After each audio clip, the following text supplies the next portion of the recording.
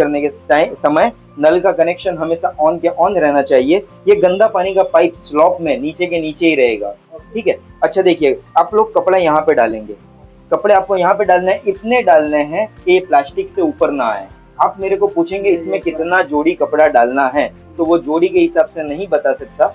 इसमें कपड़ा इतना ही डालना है कि प्लास्टिक से नीचे आए, क्योंकि कुछ पतले रहते हैं, मोटे रहते हैं, तो कपड़े तो वो हिसाब से कपड़े आपको इतने ही डालने के प्लास्टिक से नीचे रहे। डिटर्जेंट आपको यहाँ पे डालना है, लिक्विड डालें या पाउडर डालें, जो भी डालें आप यहाँ पे डालेंगे। इसमें लिक्विड यूज करेंगे तो सबसे बढ़िया है, ठीक है। तो आपने कपड़े डाल दिए, कपड़े के हिसाब से डिटर्जेंट यहाँ पे आपने डाल दिया, ठीक है। अब बाकी जनरली आप क्या करेंगे मालूम, कपड़ा डाला, डिटर्जेंट डाला, मशीन को यहाँ से ऑन किया।